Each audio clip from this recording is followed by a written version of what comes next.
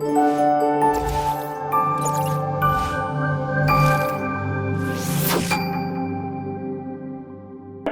तो बाद फिर स्वागत है। लाइन साडी मिल चुकी है। चंडीगढ़ पेश करते खबर। इन्होंने खबरों तो वास्ते सहयोग देने sweet mall, Steven furniture, Canada consumer credit association, Jasvir Singh Hundal, Gill sweet and samosa factory, मॉर्गे किंग तो Paramjit, Brampton duct cleaning, able technology, pizza depot, king truck loan तो Lakhvir Shahi, sky immigration, rose comment centre, तो राणो बटीक तो Rano Kang, Balbir Kauler, Khalsa committee school, new retire centre, star and painting, team Dosanjh के सहयोग के नाल पेश करते हैं खबर।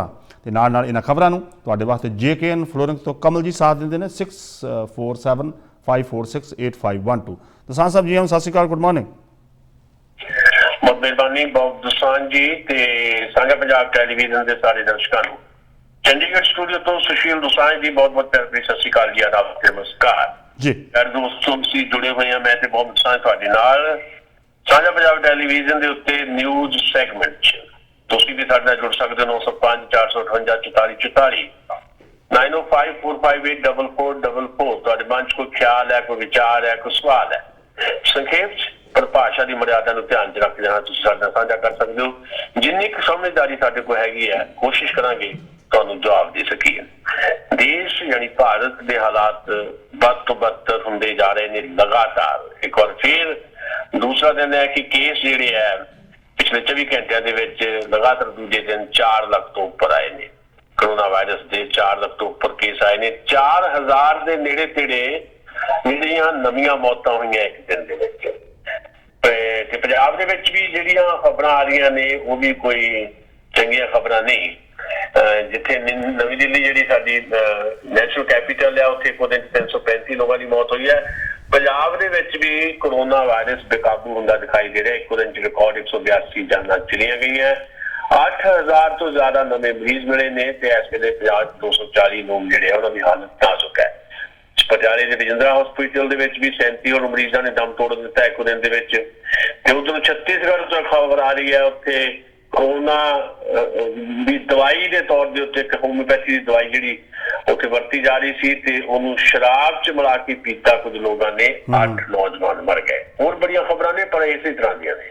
ਮਰਨ ਦੀਆਂ ਖਬਰਾਂ ਨੇ, ਕਿਤੇ ਐਕਸੀਡੈਂਟ ਨਾਲ ਮੌਤ ਹੈ, ਕਿਤੇ ਕੋਰੋਨਾ ਵਾਇਰਸ ਕਰਕੇ ਮੌਤ ਹੈ, ਕਿਤੇ ਕੋਰੋਨਾ ਵਾਇਰਸ ਦੀ ਦਵਾਈ ਦੇ ਨਾਂ ਤੇ ਜ਼ਹਿਰੀਲੀ ਸ਼ਰਾਬ ਪੀ ਲਈ ਹੈ ਉਹਦੇ ਕਰਕੇ ਮੌਤ ਹੈ। ਸੋ ਇਸ ਵੇਲੇ ਐਂ ਲੱਗਦਾ ਹੈ ਕਿ ਮੌਤ ਦਾ ਸਫ਼ਰ ਜਿਹੜਾ ਆ ਉਹ ਭਾਰਤ ਦੇ ਵਿੱਚ ਬਹੁਤ ਤੇਜ਼ ਚੱਲ ਰਿਹਾ। ਗੱਲਬਾਤ ਕਰਦੇ ਹਾਂ ਬਹੁਤ ਸਾਂਝੀ। किसान साहब जिस तरह तुसीं शुरू में दस्सिया ही है कि जिहड़ा कोरोना के केस जिहड़े ने 4 लाख का आंकड़ा पार कर गए ने। पर पिछले दिनों में जो केस घटने शुरू हो गए सी मैं सोचा सी भी चंगी खबर है कि केस घटने शुरू हो गए ने तो कुछ ना कुछ राहत लोगों ने जरूर मिलेगी। पर हुण मौतों की गिणती भी 4000 के लागे 24 घंटिया हो जानी।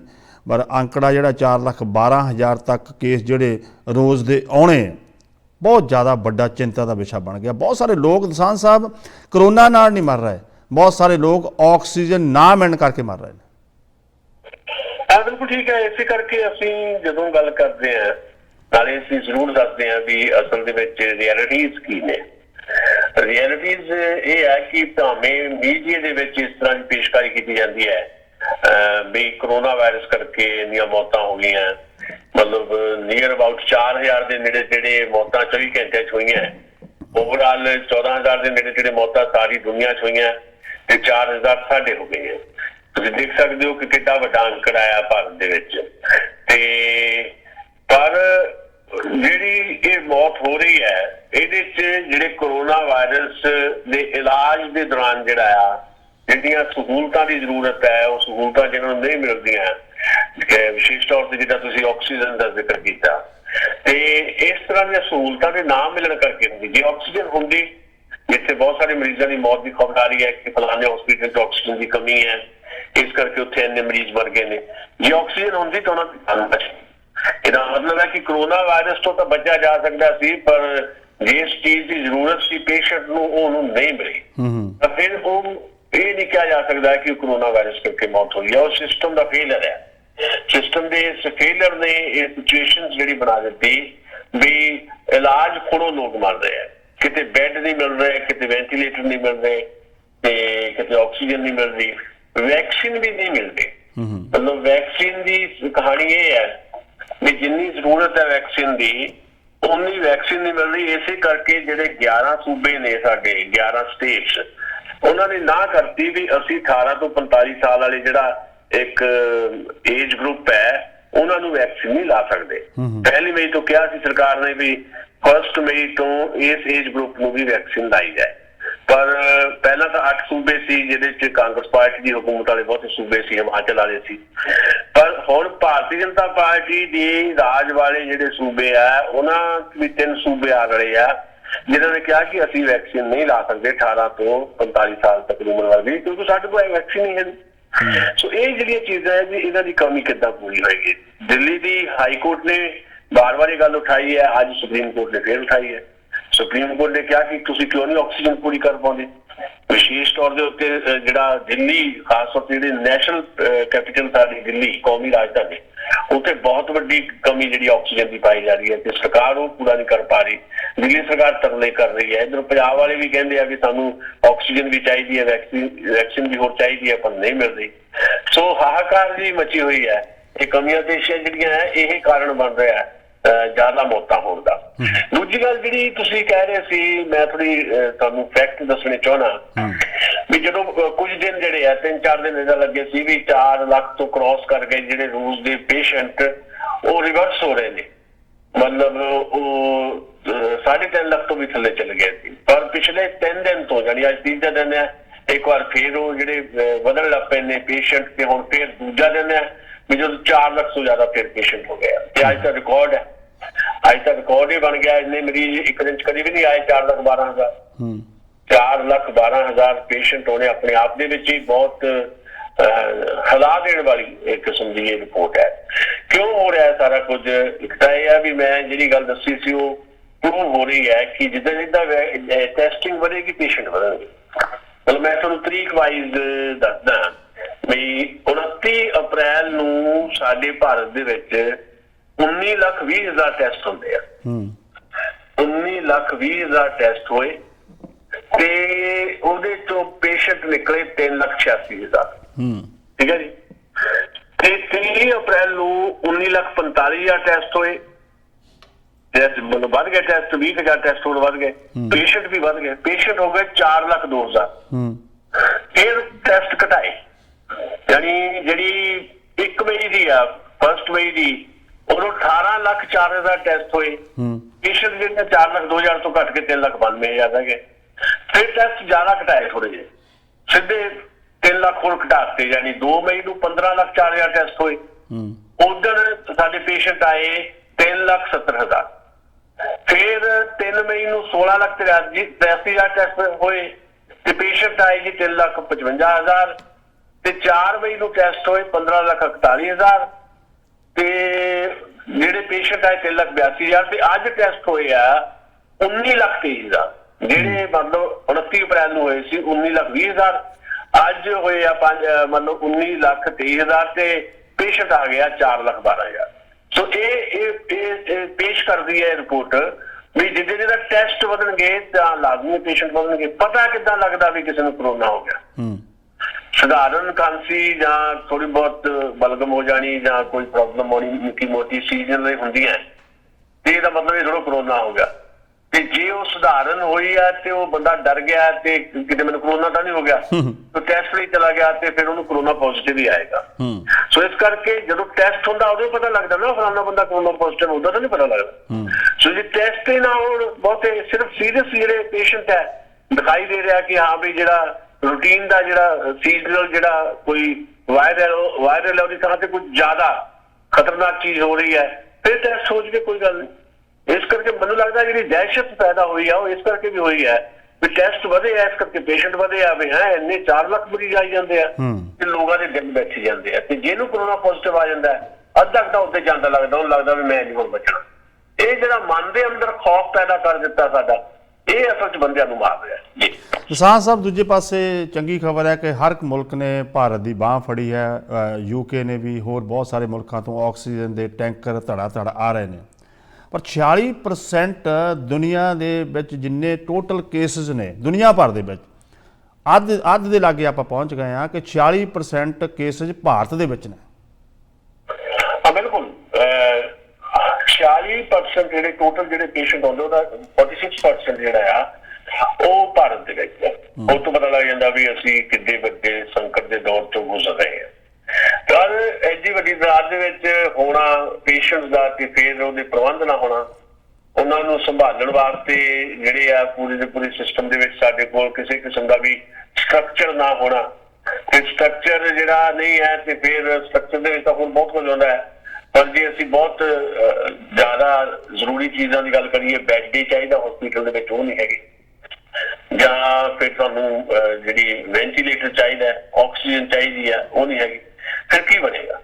ਲਾਜ਼ਮੀ ਹੈ ਕਿ ਫਿਰ ਜਿਹੜਾ ਹੈ ਉਹਦੇ ਸੰਕਟ ਇਸ ਪਾਸੇ ਵੱਲ ਨੂੰ ਵਧਣਗੇ ਵੀ ਜਿਹਨੂੰ ਦਵਾਈ ਨਹੀਂ ਮਿਲੇਗੀ, ਲੋੜੀਂਦੀਆਂ ਜਿਹੜੀਆਂ ਸਹੂਲਤਾਂ ਜਿਹੜੀਆਂ ਬਿਮਾਰ ਹੋਣ ਤੇ ਚਾਹੀਦੀਆਂ ਉਹ ਨਹੀਂ ਮਿਲਣਗੀਆਂ, ਤਾਂ ਫਿਰ ਉਹਨੇ ਨਾ ਵੀ ਇਸ ਦੁਨੀਆ ਤੋਂ ਜਾਣਾ ਹੋਵੇ ਤਾਂ ਜਾਏਗਾ। ਇਹੀ ਕੁਝ ਹੋ ਰਿਹਾ ਵੀ ਬਹੁਤ ਸਾਰੇ ਮਤਲਬ ਲੋਕ ਜਿਹੜੇ ਇਸੇ ਕਰਕੇ ਮਰੇ ਆ ਕਿ ਉਹਨਾਂ ਨੂੰ ਟਾਈਮਲੀ ਉਹ ਜਿਹੜੀ ਇੱਕ ਮੈਡੀਕਲੀ ਰਿਲੀਫ ਚਾਹੀਦੀ ਸੀ ਉਹ ਨਹੀਂ ਮਿਲੀ। ਇਸੇ ਕਰਕੇ ਦਿੱਕਤ ਹੋਰ ਵੱਧ ਰਹੀ ਹੈ ਤੇ ਸਰਕਾਰ ਜਿਹੜੀ ਹੈ ਉਹ ਇੱਕ ਕਿਸਮ ਦਾ ਕੰਨੀ ਘੇਸਣ ਮਾਰ ਕੇ ਬੈਠੀ ਹੈ। ਸਾਰੀ ਦੁਨੀਆ ਇਹ ਕਹਿ ਰਹੀ ਹੈ ਕਿ ਭਾਰਤ ਦੇ ਵਿੱਚ ਜਿਹੜਾ ਇਹ ਸੰਕਟ ਵਧਿਆ ਉਹਦੇ ਵਾਸਤੇ ਸਾਡੀ ਸਰਕਾਰ ਚਲਾ ਰਹੇ ਜਿਹੜੇ ਲੋਕ ਹੈ ਉਹਨਾਂ ਦਾ ਘਮੰਡ ਵੀ ਤੇ ਉਹਨਾਂ ਦਾ ਕੰਮ ਕਰਨ ਦਾ ਜਿਹੜਾ ਤਰੀਕਾ ਵੀ ਆ ਉਹ ਇਹਦੇ ਲਈ ਜ਼ਿੰਮੇਵਾਰ ਹੈ।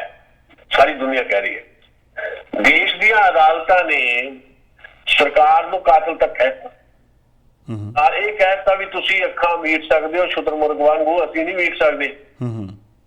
ਇਹ ਅਦਾਲਤਾਂ ਕਹਿ ਰਹੀਆਂ, ਸਾਡੀਆਂ ਅਦਾਲਤ, ਮੈਂ ਤੁਹਾਨੂੰ ਕਹਿ ਰਿਹਾ। ਅਸੀਂ ਤਾਂ ਆਪਣੀ ਗੱਲ ਜਿਹੜੀ ਆ ਤੱਥਾਂ ਦੇ ਆਧਾਰ ਤੇ ਜਦੋਂ ਕਰਦੇ ਆ ਤੇ ਨਾਲ ਦੱਸਦੇ ਆ ਵੀ ਕਿੱਥੇ ਕੀ ਹੋ ਰਿਹਾ। ਪਰ ਜੇ ਇੰਟਰਨੈਸ਼ਨਲ ਮੀਡੀਆ ਵੀ ਸਾਰੀ ਦੁਨੀਆ ਦੇ ਵੱਖ-ਵੱਖ ਮੁਲਕਾਂ ਦੇ ਵਿੱਚ ਜਿਹੜੇ ਲੋਕ ਬੈਠੇ ਨੇ, ਸਰਕਾਰਾਂ 'ਚ ਬੈਠੇ ਨੇ, ਉਹ ਵੀ ਹੁਣ ਜੇ ਕ੍ਰਿਟੀਸਾਈਜ਼ ਕਰਨ ਲੱਗ ਪਏ ਨੇ ਤੇ ਕੁਝ ਸਲਾਹਾਂ ਵੀ ਦੇਣ ਲੱਗ ਪਏ ਨੇ ਤੇ ਸਾਡੀਆਂ ਅਦਾਲਤਾਂ ਵੀ ਕਹਿਣ ਲੱਗ ਪਈਆਂ, ਫਿਰ ਵੀ ਸਰਕਾਰ ਦੀ ਬੇਸ਼ਰਮੀ ਦੀ ਹੱਦ ਹੈ ਵੀ ਸਰਕਾਰ ਕਿਸੇ ਕਿਸਮ ਦਾ ਵੀ ਕੋਈ ਵਿਗਿਆਨਕ ਕਿਸਮ ਦਾ ਸਟੈਪ ਜਿਹੜਾ ਆ ਇਹਦਾ ਮੁਕਾਬਲਾ ਕਰਨ ਵਾਸਤੇ ਨਹੀਂ ਉਠਾ ਰਹੀ ਤੇ ਨਾ ਹੀ ਆਪਣਾ ਜਿਹੜਾ ਸਟਰਕਚਰ ਹੈ, ਖਾਸ ਤੌਰ ਦੇ ਉੱਤੇ ਸਿਹਤ ਢਾਂਚਾ ਜਿਹਨੂੰ ਅਸੀਂ ਕਹਿੰਦੇ ਆ ਬੇਸਿਕ ਸਟਰਕਚਰ ਜਿਹੜਾ ਉਹਨੂੰ ਅਪਗ੍ਰੇਡ ਕਰ ਰਹੀ ਹੈ। ਜੀ ਕਿਸਾਨ ਸਾਹਿਬ, ਦੂਸਰੇ ਪਾਸੇ ਗੱਲ ਕਰੀਏ ਪੰਜਾਬ ਦੀ, ਪੰਜਾਬ ਦੇ ਵਿੱਚ ਕਰੋਨਾ ਨੂੰ ਹੈਂਡਲ ਕਿਵੇਂ ਕਰਨਾ ਅੱਜ ਦੀ ਡੇਟ ਦੇ ਵਿੱਚ? ਜੇ ਕਹੀਏ ਕਿ ਬਿਜ਼ਨਸ ਲੋਕ ਜਿਹੜੇ ਬਿਜ਼ਨਸ 'ਚ ਨੇ, ਕੁਛ ਲੋਕ ਵਪਾਰਕ ਅਦਾਰੇ ਛੋਟੇ ਨੇ ਵੱਡੇ ਨੇ, ਉਹਨਾਂ ਵਾਸਤੇ ਕਦੀ ਸਰਕਾਰ ਕੁਛ ਫੈਸਲਾ ਕਰਦੀ ਹੈ, ਕਦੀ ਕੁਛ ਕਰਦੀ ਹੈ। ਪੁਲਿਸ ਦੇ ਵਿੱਚ ਆਪਸੀ ਟਕਰਾਅ, ਸਰਕਾਰ ਦੇ ਨਾਲ ਟਕਰਾਅ, ਪੰਜਾਬ ਦੇ ਵਿੱਚ ਵੀ ਵੱਡੀ ਪ੍ਰੋਬਲਮ ਆਈ ਹੋਈ ਹੈ। ਮੈਂ ਜਿਹੜੀ ਗੱਲ ਕਹਿ ਰਿਹਾ ਸੀ ਅਸਲ 'ਚ ਉਹਦੀ ਤੰਦ ਅੱਗੇ ਇਸੇ ਢੰਗ ਨਾਲ ਜੁੜਦੀ ਹੈ ਵੀ ਅਸੀਂ ਮੁਸੀਬਤ ਜਿਹੜੀ ਹੈ ਸਾਡੇ ਸਾਹਮਣੇ, ਜਿਹੜੀ ਇੱਕ ਮੁਸ਼ਕਲ ਹੈ ਜਾਂ ਸਮੱਸਿਆ ਹੈ, ਪ੍ਰੋਬਲਮ ਹੈ ਜਾਂ ਬਿਮਾਰੀ ਹੈ, ਉਹਨੂੰ ਟੱਕਰਨਾ ਕਿੱਦਾਂ? ਸਾਡੇ ਕੋਲ ਕੋਈ ਸਹੀ ਕਿਸਮ ਦਾ, ਬਿਲਕੁਲ ਸਪਸ਼ਟ ਕਿਸਮ ਦਾ ਰੋਡ ਮੈਪ ਨਹੀਂ ਹੈ। ਇਸ ਦੇ ਵਿੱਚ ਅਸੀਂ ਚਪਲਾ ਖਾਂਦੇ ਹਾਂ। ਅਸੀਂ ਚਪਲਾ ਇੰਨਾ ਖਾ ਜਾਂਦੇ ਹਾਂ ਕਿ ਸਾਡੇ ਜਿਹੜੇ ਚੀਫ ਮਿਨਿਸਟਰ ਨੇ ਕੈਪਟਨ ਅਮਰਿੰਦਰ ਸਿੰਘ, ਉਹ ਆਪਣੀ ਜਿਹੜੀ ਸਲਾਹਕਾਰ ਮੰਡਲ ਉਹਨਾਂ ਦੇ ਆਲੇ ਦੁਆਲੇ ਜਿਹੜੀ ਅਫਸਰਸ਼ਾਹੀ ਦਾ ਉਹ ਤੋਂ ਸਲਾਹ ਨੂੰ ਲੈ ਕੇ ਤੇ ਨਾਲ ਦੀ ਨਾਲ ਉਹ ਆ ਕੇ ਟੀਵੀ ਸਕਰੀਨ ਤੇ ਜਾਂ ਸੋਸ਼ਲ ਮੀਡੀਆ ਤੇ ਆ ਕੇ ਜਾਂ ਪ੍ਰੈਸ ਕਾਨਫਰੰਸ ਕਰਕੇ ਵਰਚੁਅਲੀ ਤੇ ਉਹ ਐਲਾਨ ਕਰ ਦਿੰਦੇ ਆ ਵੀ ਲਓ ਜੀ ਹੁਣ ਆਹ ਚੀਜ਼ਾਂ ਇੱਥੇ ਬੰਦ ਹੋਣਗੀਆਂ। ਮੰਨ ਲਓ ਸਿਰਫ ਜ਼ਰੂਰੀ ਵਸਤਾਂ ਦੀਆਂ ਚੀਜ਼ਾਂ ਲਈ ਹੀ ਦੁਕਾਨਾਂ ਜਿਹੜੀਆਂ ਖੁੱਲਣਗੀਆਂ। ਉਹ ਆਪਣੇ ਮੰਤਰੀਆਂ ਨਾਲ ਵੀ ਨਹੀਂ ਸਲਾਹ ਕਰਦੇ। ਕੱਲ ਹੁਣ ਪੰਜਾਬ ਦੀ ਕੈਬਨਿਟ ਦੀ ਵਰਚੁਅਲ ਮੀਟਿੰਗ ਹੋਈ ਹੈ, ਮਤਲਬ ਫਿਜ਼ੀਕਲੀ ਨਹੀਂ ਇੱਕ ਦੂਜੇ ਦੇ ਸਾਹਮਣੇ ਬੈਠੇ ਸੀ, ਆਨਲਾਈਨ ਮੀਟਿੰਗ ਹੋਈ ਹੈ। ਪਹਿਲੀ ਵਾਰ ਮਨਪ੍ਰੀਤ ਬਾਦਲ ਜਿਹੜੇ ਬਹੁਤ ਵਿਸ਼ਵਾਸ ਪਾਤਰ ਮੰਨੇ ਜਾਂਦੇ ਆ ਕੈਪਟਨ ਅਮਰਿੰਦਰ ਦੇ, ਪਹਿਲੀ ਵਾਰੀ ਇਸ ਮੀਟਿੰਗ ਵਿੱਚ ਮਨਪ੍ਰੀਤ ਬਾਦਲ ਨੇ ਵੀ ਇਸ ਗੱਲ ਤੇ ਇਤਰਾਜ਼ ਕੀਤਾ ਵੀ ਕੈਪਟਨ ਸਾਹਿਬ ਜਿਹੜਾ ਤੁਸੀਂ ਆ ਕੀਤਾ ਇਹ ਤਰੀਕਾ ਸਹੀ ਨਹੀਂ ਹੈਗਾ। ਐਡੇ 5-7 ਮੰਤਰੀ ਹੋਰ ਬੋਲੇ, ਜੇ ਤੁਸੀਂ ਆਪਣੇ ਮੰਤਰੀਆਂ ਨਾਲ ਵੀ ਨਹੀਂ ਸਲਾਹ ਕਰਦੇ ਤਾਂ ਫਿਰ ਤੁਸੀਂ ਸਲਾਹ ਕਿੰਨਾ ਕਰਦੇ? ਇਹਦਾ ਮਤਲਬ ਸਰਕਾਰ ਕੌਣ ਚਲਾ ਰਿਹਾ? ਸਰਕਾਰ ਇਹਦਾ ਮਤਲਬ ਨੌਕਰਸ਼ਾਹੀ ਚਲਾ ਰਹੀ ਹੈ, ਅਫਸਰਸ਼ਾਹੀ ਚਲਾ ਰਹੀ ਹੈ। ਫਿਰ ਕੈਬਨਿਟ ਦੇ ਵਿੱਚ ਇਹਨਾਂ ਮੰਤਰੀਆਂ ਨੂੰ ਬਿਠਾਉਣ ਦੀ ਕੀ ਜ਼ਰੂਰਤ ਹੈ ਜੇ ਉਹਨਾਂ ਤੋਂ ਸਲਾਹ ਹੀ ਨਹੀਂ ਲੈਣੀ ਕੋਈ? ਤੇ ਇਹ ਗੱਲ ਉੱਠੀ ਆ। ਹੁਣ ਅਗਲੀ ਗੱਲ ਇਹ ਹੋਈ ਵੀ ਜ਼ਰੂਰੀ ਵਸਤਾਂ ਲਈ ਜਿਹੜੀਆਂ ਦੁਕਾਨਾਂ ਖੁੱਲਣਗੀਆਂ, ਜਿੱਦਾਂ ਦੁੱਧ ਹੋ ਗਿਆ ਉਹਦੀ ਸਪਲਾਈ ਚਾਹੀਦੀ ਹੈ, ਰਾਸ਼ਨ ਦਾ ਸਮਾਨ ਹੋ ਗਿਆ, ਸਬਜ਼ੀਆਂ ਫਰੂਟ ਹੋ ਗਿਆ, ਤੇ ਦੂਜੇ ਦਿਨ ਹੀ ਸ਼ਰਾਬ ਦੀ ਲੌਬੀ ਦਾ ਇੱਕ ਪ੍ਰੈਸ਼ਰ ਬਿਲਡ ਹੋ ਗਿਆ। ਸ਼ਰਾਬ ਦੀ ਲੌਬੀ ਜਿਹੜੀ ਆ ਉਹ ਚ ਕੌਣ ਲੋਕ ਨੇ? ਉਹ ਬਹੁਤ ਸਿਆਸਤਦਾਨ ਹੈ ਜਿਨ੍ਹਾਂ ਦੇ ਇੱਥੇ ਸ਼ਰਾਬ ਦੇ ਠੇਕੇ ਆ ਵੱਡੇ। ਸ਼ਹਿਰਾਂ ਦੇ ਸ਼ਹਿਰ ਜਿਹੜੇ ਆ ਕੁਝ ਸਾਡੇ ਸਿਆਸਤਦਾਨਾਂ ਦੇ ਕਬਜ਼ੇ 'ਚ ਹੈ। ਮਿਸਾਲ ਦੇ ਤੌਰ ਤੇ ਮੋਹਾਲੀ ਦੇ ਵਿੱਚ ਜਿਹੜਾ ਠੇਕਿਆਂ ਦੇ ਉੱਤੇ ਕਬਜ਼ਾ ਕਿਹਦਾ ਹੈ? ਉਹ ਪੰਜਾਬ ਦੇ ਸਿਹਤ ਮੰਤਰੀ ਆ ਬਲਵੀਰ ਸਿੰਘ ਸਿੱਧੂ, ਇੱਥੋਂ MLA ਸਾਡੇ ਮੋਹਾਲੀ ਤੋਂ। ਤੇ ਇਹ ਜਿਹੜੀ ਲੌਬੀ ਹੈ, ਜਿਹੜੀ ਸਿਆਸਤਦਾਨਾਂ 'ਚ ਬੈਠੀ ਹੈ, ਜਾਂ ਵੱਡੇ ਘਰਾਣੇ ਜਿਹੜੇ ਸ਼ਰਾਬ ਦੇ ਠੇਕੇ ਜਿਨ੍ਹਾਂ ਦੇ ਕੋਲ, ਉਹਨਾਂ ਨੇ ਪ੍ਰੈਸ਼ਰ ਬਿਲਡ ਕੀਤਾ ਵੀ ਸ਼ਰਾਬ ਦੇ ਠੇਕੇ ਜ਼ਰੂਰ ਖੋਲੋ। ਤੇ ਕੱਲ ਐਲਾਨ ਕਰਤਾ ਵੀ ਸ਼ਰਾਬ ਦੇ ਠੇਕੇ ਖੋਲਣਗੇ। ਸਵਾਲ ਹੁਣ ਲੋਕ ਕਰਨ ਲੱਗ ਪਏ ਵੀ ਕੀ ਸ਼ਰਾਬ ਜ਼ਰੂਰੀ ਵਸਤਾਂ ਸ਼ਾਮਲ ਹੈ? ਦੂਜਾ ਸਵਾਲ ਇਹ ਪੈਦਾ ਹੁੰਦਾ ਹੈ ਵੀ ਜ਼ਰੂਰੀ ਵਸਤਾਂ ਤਾਂ ਫਿਰ ਹੋਰ ਵੀ ਵਧੀਆ। ਸ਼ਰਾਬ ਜਿਹੜਾ ਆ ਉਹ ਬਿਲਕੁਲ ਨਿੱਜੀ ਮਾਮਲਾ ਹੈ। ਕੋਈ ਸ਼ਰਾਬ ਪੀਂਦਾ ਨਹੀਂ ਪੀਂਦਾ ਨਿੱਜੀ ਮਾਮਲਾ, ਅਸੀਂ ਇੱਥੇ ਟਿੱਪਣੀ ਨਹੀਂ ਕਰਨੀ ਚਾਹੁੰਦੇ। ਪਰ ਜ਼ਰੂਰੀ ਵਸਤਾਂ ਤੋਂ ਪਹਿਲਾਂ ਬਾਹਰ ਰੱਖਿਆ ਗਿਆ, ਸ਼ਰਾਬ ਨੂੰ ਹੁਣ ਸ਼ਾਮਲ ਕਰ ਲਿਆ ਗਿਆ। ਤੇ ਜਿਹੜੀ ਕਿਤਾਬ ਕਾਪੀ ਜ਼ਰੂਰੀ ਜੇ ਚਾਹੀਦੀ ਹੈ ਬੱਚਿਆਂ ਨੂੰ, ਉਹ ਬੰਦ ਕਰਤੀ। ਖੁਦ ਕੈਪਟਨ ਅਮਰਿੰਦਰ ਨੇ 4 ਕਿਤਾਬਾਂ ਲਿਖੀਆਂ ਹੋਈਆਂ, ਨਾ ਕੋਈ ਲਿਟਰੇਚਰ ਦੀ ਕਿਤਾਬ, ਨਾ ਹਿਸਟਰੀ ਦੀ ਕਿਤਾਬ, ਨਾ ਕੋਈ ਸਾਇੰਸ ਦੀ ਕਿਤਾਬ, ਉਹਦੀਆਂ ਦੁਕਾਨਾਂ ਬੰਦ ਹੈ। ਨਾ ਕੋਈ ਸਿਲੇਬਸ ਦੀਆਂ ਕਿਤਾਬਾਂ ਕਾਪੀਆਂ, ਨਾ ਸਟੇਸ਼ਨਰੀ ਦਾ ਸਮਾਨ, ਸਾਰਾ ਬੰਦ ਹੈ। ਜਿਹਨੇ ਫਿਊਚਰ ਬਣਾਉਣਾ, ਕਿਤਾਬ ਨੇ, ਕਾਪੀ ਨੇ, ਪੈਨਸਲ ਨੇ, ਪੈਨ ਨੇ, ਇਹ ਸਾਡਾ ਜਿਹੜਾ ਇੱਕ ਪੜ੍ਹਿਆ ਲਿਖਿਆ ਇੱਕ ਭਵਿੱਖ ਬਣਾਉਣਾ ਹੈ, ਉਹ ਬੰਦ ਕਰਤਾ। ਖੁੱਲਾ ਕੀ ਹੈ? ਸ਼ਰਾਬ ਦੀਆਂ ਹੱਟੀਆਂ ਖੁੱਲੀਆਂ, ਮੋਬਾਈਲ ਦੀਆਂ ਹੱਟੀਆਂ ਖੁੱਲੀਆਂ। ਮਤਲਬ ਲੋਕਾਂ ਨੂੰ ਜਿਹੜਾ ਇਸ ਪਾਸੇ ਲਾ ਦਿਓ, ਠੀਕ ਹੈ, ਉਹ ਮੋਬਾਈਲ ਚਾਰਜ ਕਰਾਈ ਜਾਣ ਤੇ ਮੋਬਾਈਲ ਲਈ ਜਾਣ ਨਵੇਂ, ਤੇ ਉੱਥੇ ਬੈਠ ਕੇ ਜਿਹੜਾ ਆਪਣੀਆਂ PUBG ਗੇਮਾਂ ਖੇਡੀ ਜਾਣ। ਤੇ ਇੱਕ ਕਿਸਮ ਦਾ ਡਰੱਗ ਜਿੱਦਾਂ ਅਡਿਕਟ ਕਰ ਦਿੰਦਾ ਬੰਦੇ ਨੂੰ, ਏਦਾਂ ਹੀ ਮੋਬਾਈਲ ਦੇ ਅਡਿਕਟ ਕਰ ਦਿਓ ਬੱਚਿਆਂ ਨੂੰ, ਉਹਨਾਂ ਨੂੰ ਫ੍ਰੀ ਸਮਾਰਟਫੋਨ ਦੇ ਦਿਓ।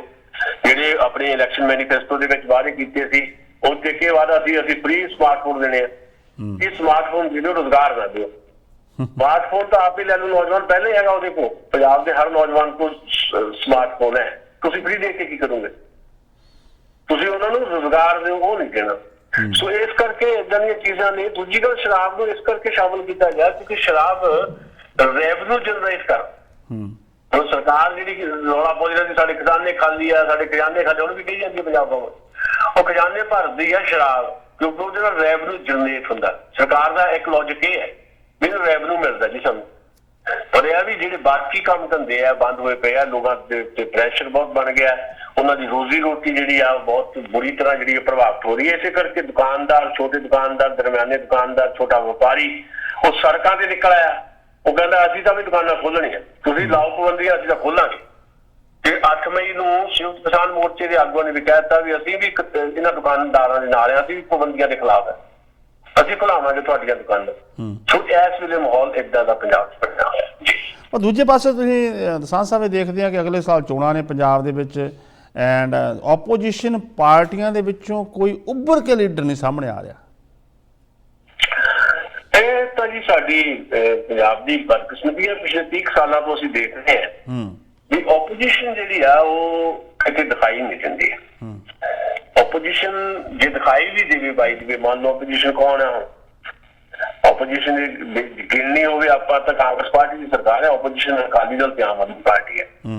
ਇਹ ਦੋਨੋਂ ਇਸ ਵੇਲੇ ਕਮਜ਼ੋਰ ਸਥਿਤੀ ਦੇ ਵਿੱਚ ਹੈ। ਪਰ ਜੇ ਇੱਕ ਮਿੰਟ ਲਈ ਆਪਾਂ ਮੰਨ ਵੀ ਲਈਏ ਵੀ ਇਹ ਬਰਾਬਰ ਦੀ ਧਿਰਾਂ ਹੁੰਦੀਆਂ ਇੱਥੇ ਪੰਜਾਬ ਵਿਧਾਨ ਸਭਾ ਦੇ ਵਿੱਚ, ਮਤਲਬ 5-7 ਸੀਟਾਂ ਦਾ ਫਰਕ ਹੁੰਦਾ ਅਕਾਲੀ ਦਲ ਦਾ ਕਾਂਗਰਸ ਨਾਲੋਂ, ਤਾਂ ਵੀ ਇਹਨਾਂ ਤੋਂ ਕੀ ਉਮੀਦ ਕਰ ਸਕਦੇ ਹਾਂ, ਜਾਂ ਆਮ ਆਦਮੀ ਪਾਰਟੀ ਤੋਂ ਕੀ ਉਮੀਦ ਕਰ ਸਕਦੇ? ਕਿਉਂਕਿ ਪੋਲੀਟੀਕਲ ਕਰੈਕਟਰ ਤਾਂ ਸੇਮ ਹੈ ਇਹਨਾਂ ਦੇ, ਸੌਦੇ ਪੱਤੇ ਵੀ ਸੇਮ ਹੀ ਕਰਦੇ ਆ, ਰਲ ਮਿਲ ਕੇ ਜਿਹੜੇ ਇਹਨਾਂ ਦੇ ਕੰਟਰੈਕਟ ਹੈ ਇਹਨਾਂ ਦੇ। ਤੁਸੀਂ ਦੇਖੋ ਮਾਫੀਆ ਕਿੱਦਾਂ ਵਰਕ ਕਰਦਾ ਪੱਲੇ ਤੇ, ਮਾਫੀਆ ਹਰ ਲੈਵਲ ਦੇ ਉੱਤੇ ਹੈ। ਜਦੋਂ ਸ਼੍ਰੋਮਣੀ ਅਕਾਲੀ ਦਲ BJP ਦੀ ਗਵਰਨਮੈਂਟ ਸੀ, 10 ਸਾਲ ਨਾਲ ਬਾਦਲ ਦੀ ਗਵਰਨਮੈਂਟ ਰਹੀ, ਤੇ ਜਿੰਨਾ ਸ਼ਰਾਬ ਦਾ ਮਾਫੀਆ ਸੀ, ਜਿੰਨਾ ਲੈਂਡ ਮਾਫੀਆ ਸੀ, ਜਿੰਨਾ ਜੰਗਲਾਤ ਦਾ ਮਾਫੀਆ, ਪਾਣੀ ਦਾ ਮਾਫੀਆ, ਓਵਰਆਲ ਡਰੱਗ ਦਾ ਮਾਫੀਆ, ਉਹਨਾਂ ਨੂੰ ਕੌਣ ਰਨ ਕਰਦਾ ਸੀ? ਉਹਨਾਂ ਨੂੰ ਰਨ ਕਰਦਾ ਸੀ ਜਾਂ ਜਿਹਦੀ ਪੁਸ਼ਟ ਬਣਾਈ ਕਿਹਦੀ ਸੀ? ਜਿਹੜੇ ਹਕੂਮਤ 'ਚ ਬੈਠੇ ਸੀ ਅਕਾਲੀ BJP ਦੇ ਲੋਕ, ਉਹਨਾਂ ਦਾ ਇੱਕ ਹਿੱਸਾ ਇਹ ਸਾਰੇ ਕੁਝ ਨੂੰ ਚਲਾਉਂਦਾ। ਇਸੇ ਕਰਕੇ ਬਿਕਰਮ ਸਿੰਘ ਮਜੀਠੀਆ ਤੇ ਦੋਸ਼ ਲੱਗੇ, ਇਸੇ ਕਰਕੇ ਇਨਫੋਰਸਮੈਂਟ ਡਾਇਰੈਕਟੋਰੇਟ ਦੀਆਂ ਰੇਡਾਂ ਤੱਕ ਵੀ ਪਈਆਂ, ਜਾਂਚਾਂ ਵੀ ਹੁੰਦੀਆਂ। ਤੇ ਹੁਣ ਜਦੋਂ ਉਸ ਇਹ ਕਾਂਗਰਸ ਦੀ ਸਰਕਾਰ ਆ ਗਈ, ਉਹ ਸਾਰਾ ਮਾਫੀਆ ਜਿਹੜਾ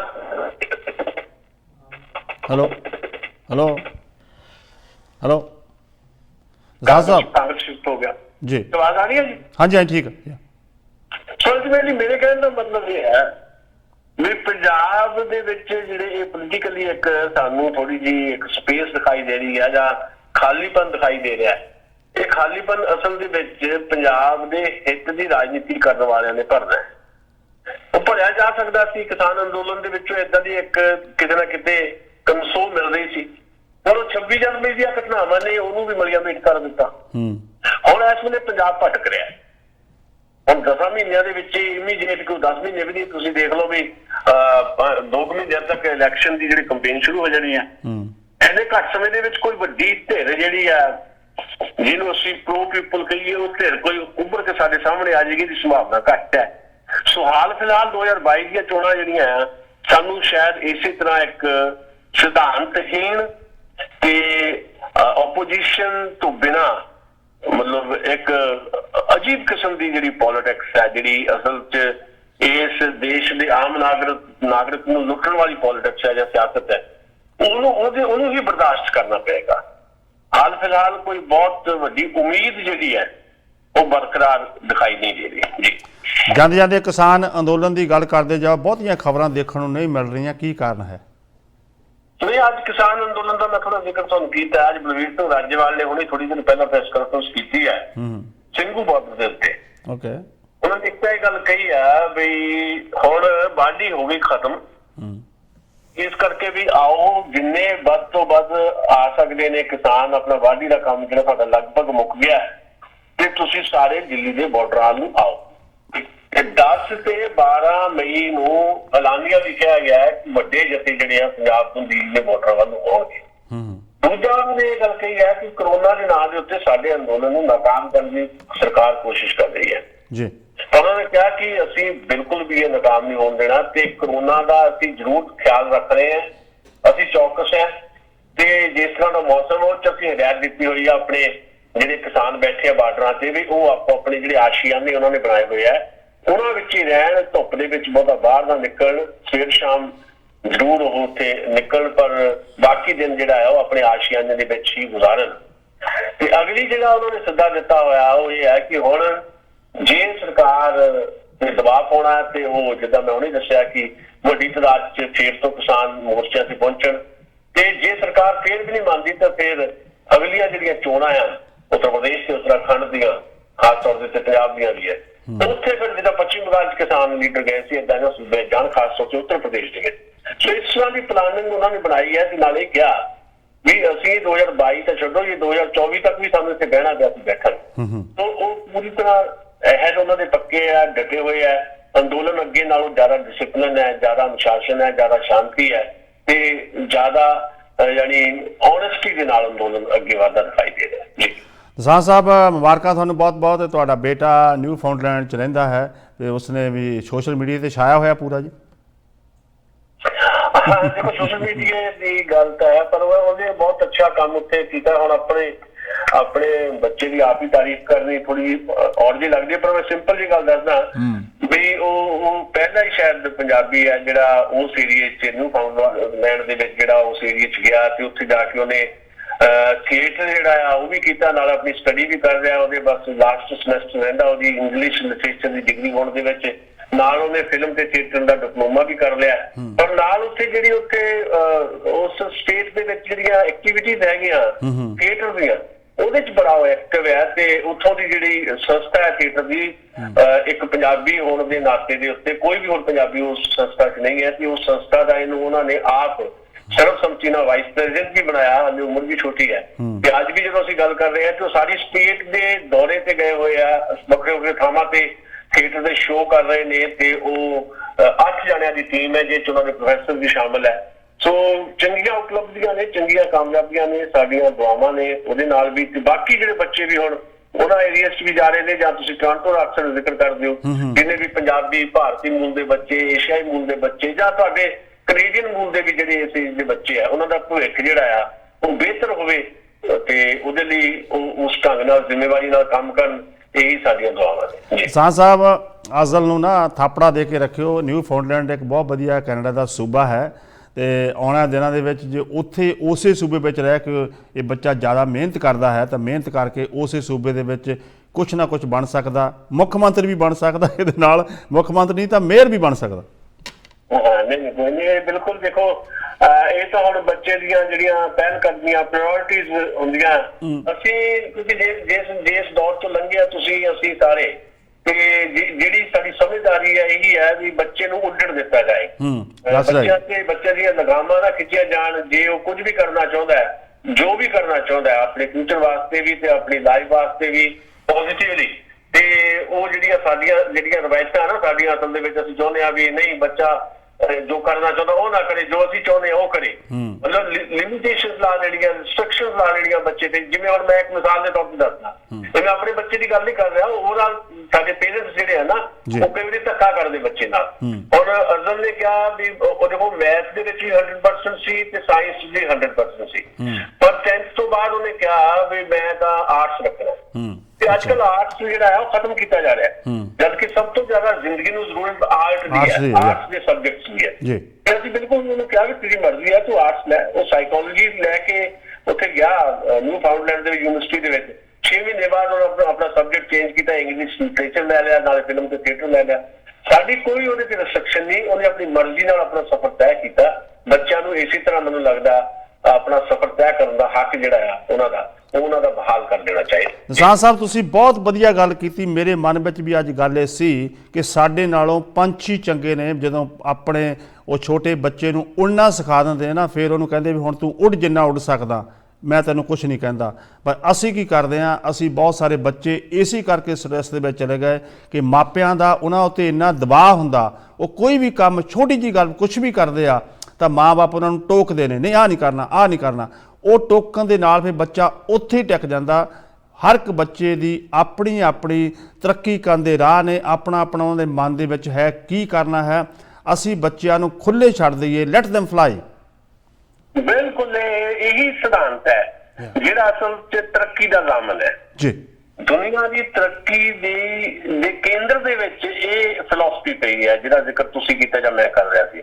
ਸੋ ਸਾਨੂੰ ਆਪਣੇ ਬੱਚਿਆਂ ਨੂੰ ਉੱਡਣ ਦੇਣਾ ਚਾਹੀਦਾ ਹੈ ਤੇ ਉਹਨਾਂ ਦੇ ਪਰ ਜਦੋਂ ਅਸੀਂ ਕਦਰ ਦਿੰਦੇ ਹਾਂ ਤੇ ਫਿਰ ਉਹ ਨਾ ਧਰਤੀ ਦਾ ਰਹਿੰਦਾ ਹੈ ਤੇ ਨਾ ਅੰਬਰ ਦਾ ਰਹਿੰਦਾ ਹੈ। ਉਹਨਾਂ ਦਾ ਅੰਬਰ ਉਹਨਾਂ ਦਾ ਤੇ ਉਹ ਅੰਬਰ ਹੋਰ ਮੋਕਲਾ ਹੋਵੇ, ਹੋਰ ਵਿਸ਼ਾਲ ਹੋਵੇ। ਇਸ ਤਰ੍ਹਾਂ ਸਾਨੂੰ ਸਾਡੇ ਬੱਚਿਆਂ ਨਾਲ ਵਿਚਰਨਾ ਚਾਹੀਦਾ ਹੈ ਜੀ। ਨਿਸ਼ਾਨ ਸਾਹਿਬ ਤੁਹਾਡਾ ਬਹੁਤ ਬਹੁਤ ਧੰਨਵਾਦ। ਕੱਲ੍ਹ ਦੇ ਪ੍ਰੋਗਰਾਮ ਆਪਣੀ ਫਿਰ ਗੱਲ ਤੁਸੀਂ ਥੈਂਕ ਯੂ ਸੋ ਮਚ। ਆਪਣਾ ਧਿਆਨ ਰੱਖੋ, ਆਪਣੇ ਪਰਿਵਾਰ ਦਾ ਧਿਆਨ ਰੱਖੋ। ਸ਼ੁਕਰੀਆ ਜੀ, ਮਿਹਰਬਾਨੀ। ਇਹ ਸਨ ਸੁਸ਼ੀਲ ਦਸਾਂਝ ਸਾਹਿਬ। ਖਬਰਾਂ ਤੁਹਾਡੇ ਨਾਲ ਸਾਂਝੀਆਂ ਕੀਤੀਆਂ ਹਮੇਸ਼ਾ ਤਰ੍ਹਾਂ ਸਵੀਟ ਮਲ ਦੇ ਸਹਿਯੋਗ ਨਾਲ। ਅੱਜ ਦਾ ਪ੍ਰੋਗਰਾਮ ਤੁਸੀਂ ਦੇਖਿਆ। ਸਵੀਟ ਮਲ 680 ਰੈਕਟਰ ਤੇ 416 679 9191। ਆਉਣ ਵਾਲੇ ਐਤਵਾਰ ਨੂੰ ਮਦਰਸ ਡੇ ਹੈ। ਮਦਰ ਡੇ ਦੇ ਉੱਤੇ ਸਵੀਟ ਮਲ ਦੇ ਉੱਤੇ ਬਹੁਤ ਸਾਰੀਆਂ ਡਿਸ਼ਜ਼ ਦੇ ਉੱਤੇ ਸਪੈਸ਼ਲ ਹੈ। ਤੁਸੀਂ ਕਾਲ ਕਰਕੇ ਪੁੱਛ ਲਓ 416 679 9191। ਮਤਾਵਾਂ ਨੂੰ ਸਪੈਸ਼ਲ ਡਿਸਕਾਊਂਟ ਸਵੀਟ ਮਹਿਲ ਵੱਲੋਂ ਦਿੱਤਾ ਜਾਏਗਾ। 416 679 9191। ਇਸੇ ਤਰ੍ਹਾਂ ਸਟੀਵਨ ਫਰਨੀਚਰ ਦੇ ਉੱਤੇ ਮਦਰ ਡੇ ਦੇ ਉੱਤੇ $100 ਦਾ ਤੁਹਾਨੂੰ ਗਿਫਟ ਦਿੱਤਾ ਜਾਏਗਾ। ਅਗਰ ਤੁਸੀਂ ਕੋਈ ਵੀ ਸ਼ਾਪਿੰਗ ਕਰਦੇ ਹੋ ਤਾਂ ਨੰਬਰ ਨੋਟ ਕਰ ਲਓ 905 790 0560 905 790 0560 ਤੇ ਤੁਸੀਂ ਕਾਲ ਕਰ ਸਕਦੇ ਹੋ। ਨਿਊ ਮਿਨੀ ਟਾਇਰ ਸੈਂਟਰ ਦੇ ਸਹਿਯੋਗ ਦੇ ਨਾਲ ਅੱਜ ਦਾ ਪ੍ਰੋਗਰਾਮ ਤੁਸੀਂ ਦੇਖਿਆ। ਇਸ ਦੇ ਨਾਲ ਟੀਮ ਦਸਾਂਝ, ਰਾਮ ਪਵਾਰ ਜੀ, ਹਾਰਬੀ auto, JKN flooring, Sunny landscape ਤੋਂ ਸਨੀ ਜੀ, ਇਸ ਦੇ ਨਾਲ ਜੇਲੈਂਡ ਟਰਾਂਸਪੋਰਟ ਤੋਂ ਗੁਰਪ੍ਰੀਤ, ਜੋਤੀ ਸ਼ਰਮਾ ਹੋਣੀ, ਬਲਬੀਰ ਕੌਰ ਲੇਹਲ, ਰਾਣੋ ਕੰਗ, ਰਾਣੋ ਬੁਟੀਕ ਤੋਂ ਤੇ ਸਟਾਰਲਿਨ ਪਿੰਡ ਤੋਂ ਗੋਰਾ ਧਨਵਾ, ਕਿੰਗ ਟਰੱਕ ਲੋਨ ਲਈ ਤੋਂ ਲਖਵੀਰ ਸਾਹੀ, ਅੱਬਲ ਟੈਕਨੋਲੋਜੀ, ਬ੍ਰੈਂਪਟਨ ਡਕਟ ਕਲੀਨਿੰਗ ਤੇ ਮੌਰਗੀ ਕਿੰਗ ਤੋਂ ਪਰਮ ਜੀ। 416 804 2015। ਪਿਛਲੇ 24 ਘੰਟਿਆਂ ਦੇ ਵਿੱਚ 54,800 ਟੈਸਟ ਹੋਏ, 3424 ਪੋਜ਼ੀਟਿਵ ਆਏ, 26 ਮੌਤਾਂ ਹੋਈਆਂ ਓਨਟਾਰੀਓ ਦੇ ਵਿੱਚ। ਟੋਰਾਂਟੋ ਦੇ ਵਿੱਚ 958 ਕੇਸ ਪੋਜ਼ੀਟਿਵ ਪਾਏ ਗਏ, ਪੀਲ ਦੇ ਵਿੱਚ 900 ਤੇ ਯਾਰਕ ਦੇ ਵਿੱਚ 291 ਕੇਸ ਜਿਹੜੇ ਪੋਜ਼ੀਟਿਵ ਆਏ। ਹੁਣ ਤੁਹਾਡੇ ਘਰਾਂ ਦੇ ਵਿੱਚ ਇੱਕ ਲੈਟਰ ਆਉਂਦਾ ਹੋਣਾ ਮਰਦਮਸ਼ੁਮਾਰੀ ਦਾ, ਸੈਂਸਸ 2021। ਇਹ ਪੀਲੇ ਜਿਹੇ ਰੰਗ ਦਾ ਲੈਟਰ ਹੈ, ਇਸ ਨੂੰ ਸੁੱਟਣਾ ਨਹੀਂ ਹੈ। ਇਸ ਦੇ ਵਿੱਚ ਇੱਕ ਪਰਸਨਲ ਤੁਹਾਡਾ ਕੋਡ ਹੋਏਗਾ। ਉਹ ਕੋਡ ਤੁਸੀਂ ਆਪਣਾ ਲਾ ਕੇ ਤਾਂ ਆਨਲਾਈਨ ਜਾ ਕੇ ਇਹ ਮਰਦਮਸ਼ੁਮਾਰੀ ਦਾ ਫਾਰਮ ਭਰਨਾ ਹੈ, ਜਿਹੜਾ ਕਿ ਇੱਕ ਬਹੁਤ ਜ਼ਰੂਰੀ ਹੈ। ਇਸ ਦੇ ਵਿੱਚ ਕਾਲਮ ਹੋਏਗਾ 9A, 9B ਤੇ 10 ਯਾਨੀ ਕਿ ਨੰਬਰ 10। ਇਹ ਤੁਸੀਂ ਇੱਥੇ ਪੰਜਾਬੀ ਲੈਂਗੁਏਜ ਲਿਖਣੀ ਹੈ, ਇੰਗਲਿਸ਼ ਦੇ ਵਿੱਚ ਲਿਖਣੀ ਹੈ ਪੰਜਾਬੀ, PUNJABI। ਅਦਰ ਲੈਂਗੁਏਜ ਲਿਖਿਆ ਹੋਏਗਾ, ਤੁਸੀਂ ਇੱਥੇ ਪੰਜਾਬੀ ਲਿਖਣੀ ਹੈ। ਇਹ ਇੱਕ ਬਹੁਤ ਜ਼ਰੂਰੀ ਹੈ। ਇਹ ਨਹੀਂ ਸੋਚਣਾ ਕਿ ਅਸੀਂ ਸਾਡੇ ਇਹ ਲੈਟਰ ਆ ਗਿਆ, ਚਿੱਠੀ ਪਰੇ ਰੱਖਤੀ। 11 ਮਈ ਦਾ ਲਾਸਟ ਡੇ ਹੈ। 11 ਮਈ ਯਾਨੀ ਕਿ ਅਗਲਾ ਮੰਗਲਵਾਰ ਤੋਂ ਬਾਅਦ ਫਿਰ ਅਸੀਂ ਮਰਦਮਸ਼ੁਮਾਰੀ ਨਹੀਂ ਭਰ ਸਕਦੇ।